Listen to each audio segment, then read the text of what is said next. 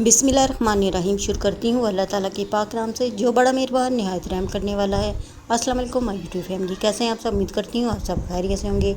अल्हम्दुलिल्लाह मैं भी खैरियत से हूँ। माह मुहर्रम की आमद है, जिसे तमाम इस्लामी ममालिक में दुनिया भर में नहायत इज़्ज़त और एहतराम के साथ गुजारते हैं। और ये हुर्मत का महीना है और हम सब मुसलमान नहायत एहतराम के साथ इस महीने को गुजारते हैं। तो पूरी कोशिश करनी चाहिए माह मुहर्रम में नहायत एहतराम से गुजारें और इसका एहतराम करें। तो चले आज अपने व्लॉग का आगाज़ करते हैं। बारिश के बाद मौसम बहुत ही अच्छा है और ठंडी ठंडी हवाएं चलती हैं। सुबह सुबह ये मैं बाहर आई थी, पौधों को पानी दिया है और बारिश के बाद तमाम पौधे भी तरोताज़ा हो गए हैं और निखर गए हैं।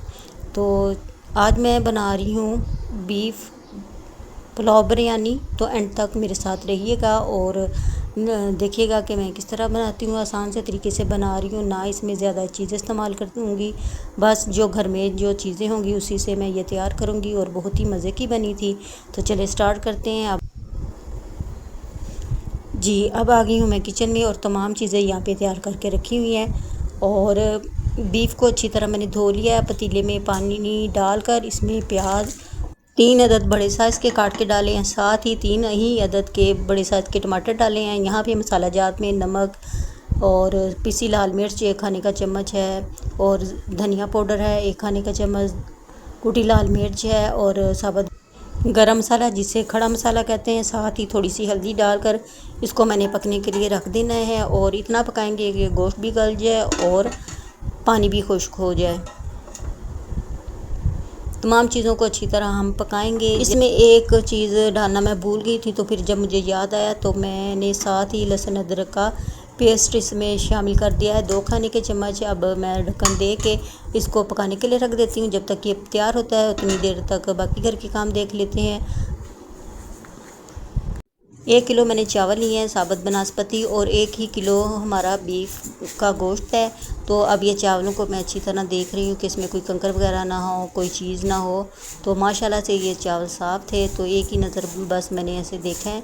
तो अब इसे मैं धोकर रख दूँगी। गोश्त हमारा गल गया था, अब उसका मैंने पानी खुश्क करना है। अभी मैं आपको दिखाती हूँ। मैंने कहा उतनी देर में 10-15-20 मिनट ये चावल भी धो के रख लूँ, क्योंकि पानी को में ना चावल को भिगो कर रखना बहुत ज़रूरी होता है। इससे चावल बड़े अच्छे और खिले खिले बनते हैं। चावल मैंने धो लिए हैं और पानी में डिप करके रख दिए हैं। तो अब चलते हैं गोश्त की तरफ। ये देखें जी, गोश्त का सारा पानी खुश्क हो गया है। अब इसमें मैं ऑयल शामिल करूँगी और इसको इतना पकाऊँगी कि इसका ना ऑयल बाहर निकल आए। तो आधा कप के करीब मैंने इसमें ऑयल डाला है, क्योंकि गोश्त के अंदर भी चिकनाई होती है। तो ज़्यादा ऑयल डालेंगे तो बहुत चिकने चिकने बनते हैं, तो वो खाए नहीं जाते। तो बस आप अपने हिसाब से इसमें ऑयल डाल लें। तो अभी मैं पकाऊंगी, अगर मुझे ज़रूरत पड़ी तो मैं और ऑयल शामिल करूंगी। तो अभी मुझे ऑयल कम लगा था तो मैंने थोड़ा सा मज़ीद ऑयल शामिल कर दिया है। तो इसको इतना पकाएंगे कि इसका पानी खुश्क हो जाए। गोश्त का पानी अच्छी तरह खुश्क हो गया है और इसने ऑयल भी छोड़ दिया है। तो अब इसमें मैं पानी डालकर इसको उबलने के लिए रख देती हूँ, ताकि ये अच्छी तरह उबल जाए। गोश्त हमारा बहुत अच्छी तरह गला हुआ है, तो इसलिए मैंने इसको ज़्यादा हिलाया नहीं है कि गोश्त की बोटियाँ टूट ना जाएँ। बस हल्का हल्का इसे भुना है। तो आजकल के माशरे में एक सबसे बड़ी बीमारी ये है कि हम किसी पे एतमाद नहीं करते, हर वक्त दूसरों पे शक ही करते रहते हैं। मिसाल के तौर पर जब मैंने कभी किसी से कोई बात कही हो तो मुझे उस पर हमेशा शक रहेगा कि इसने मेरी ये बात किसी को बता तो नहीं दी, ये इसने मुझे धोखा तो नहीं दिया। इस तरह हम उसके ऊपर शक करते रहते हैं। मैंने अपनी राज की बात इस पे एतबार करके बताई थी, तो कहीं इसने किसी दूसरे को तो नहीं बता दी। तो हमें कोशिश करनी चाहिए कि अव्वल तो हमें अपनी कोई राज की बातें किसी को नहीं बताना चाहिए, अपने ताक रखनी चाहिए। और जो इस पे आपको एतमाद हो और बहुत ज़रूरत हो तो फिर बतानी चाहिए, वरना नहीं बतानी चाहिए।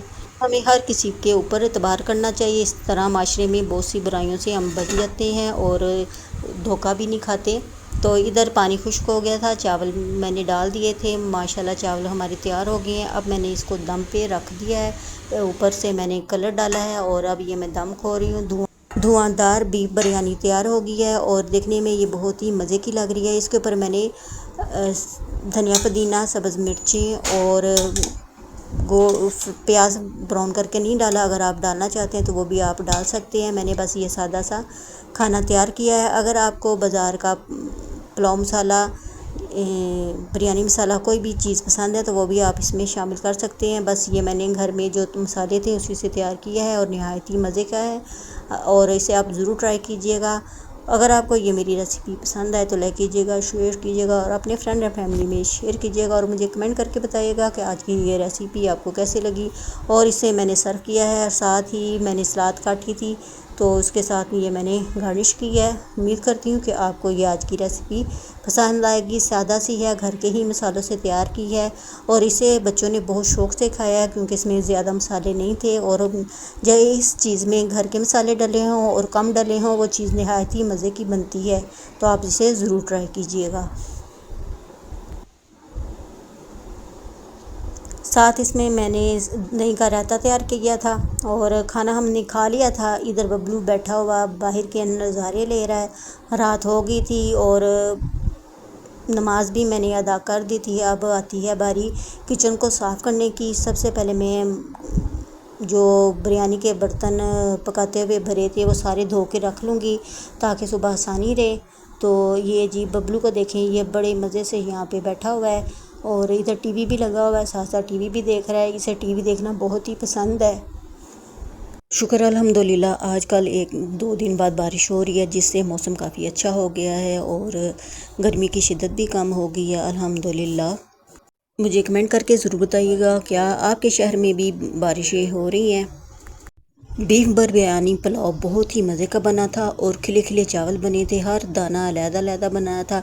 आप इसे ज़रूर ट्राई कीजिएगा। और मुझे बिरयानी से ज़्यादा पुलाव ज़्यादा पसंद है क्योंकि इसमें ना चावलों में टेस्ट अच्छी तरह यखनी का चला जाता है तो खाने में बहुत ही मज़े के बनते हैं। और मेरी ज़्यादा कोशिश होती है कि मैं पुलाव बनाऊं तो, लेकिन जब बच्चों को पसंद होती है बिरयानी तो फिर कभी कभी बिरयानी भी बना लेती हूँ। तो आज मैंने कहा कि चलें पुलाव बनाते हैं। तो अब चलते हैं किचन में। यहाँ पे बर्तन वगैरह पड़े हुए हैं, अब मैं इनको धोऊंगी। ये आज की रूटीन का आखिरी काम है। चावल मैंने निकाल के जो बच गए थे फ्रिज में रखे हैं और इसमें थोड़ा सा पानी डाल दिया है ताकि आराम से ये धुल जाएं। ये चाय के बर्तन और ये चावल के बर्तन जो पड़े हैं अभी मैं धो के रख लूँगी। बर्तन थोड़े से ही हैं तो ये मैं धो लेती हूँ। और पतीला जो मैंने पिज़्ज़ा बनाया था वो जल गया था तो इतनी मुश्किल से मैंने साफ़ किया। अब ये थोड़ा सा रह गया तो अब ये साथ साथ धुलता रहेगा तो ये भी साफ़ हो जाएगा।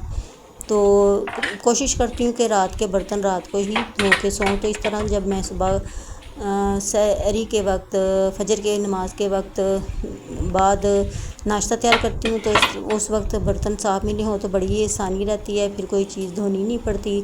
तो मैं हमेशा कोशिश करती हूँ कि चाय के बर्तन ख़ास तौर पे रात को मैं धो के रखूँ ताकि सुबह नाश्ते में जब मैं चाय बनाऊँ तो धुला हुआ बर्तन मिले। तो अभी मैं जल्दी से धो लेती हूँ बर्तन। तो मेरा व्लॉग यहीं तक था। उम्मीद करती हूँ कि आज का व्लॉग आपको पसंद आया होगा। अगर पसंद आए तो लाइक कीजिएगा, शेयर कीजिएगा और सब्सक्राइब कीजिएगा और अपने फ्रेंड एंड फैमिली में शेयर कीजिएगा और ज़्यादा से ज़्यादा मेरी सपोर्ट कीजिए और जल्दी से बन के करवा दें। शुक्रिया। माही मुहर्रम की आमद है। ये माही मुहर्रम की स्पेशल रेसिपी है। आप इसे बनाकर न्याज़ के तौर पर तकसीम कर सकते हैं और मुझे कमेंट करके ज़रूर बताइएगा कि आज की रेसिपी आपको कैसी लगी। अब आपसे चाहती हूँ इजाज़त। अपना और अपने प्यारों का ख्याल रखिएगा और मुझे भी अपनी दुआ में याद रखिएगा और ज़्यादा से ज़्यादा अपने फ्रेंड और फैमिली में शेयर कीजिएगा। उम्मीद करती हूँ कि आप मेरी भरपूर सपोर्ट करेंगे और अल्लाह ताला आपके दस्तरखान को खुशादा रखे। आमीन या रब्बुल आलमीन। अब आपसे चाहती हूँ इजाज़त। मिलूँगी नए व्लॉग में, नए अंदाज में और नई रेसिपी के साथ। अल्लाह हाफिज़। खुश रहें और खुशियाँ बांटें और जो मेरे चैनल पे नए हैं वो भी जल्दी से मेरे चैनल को सब्सक्राइब कर लें।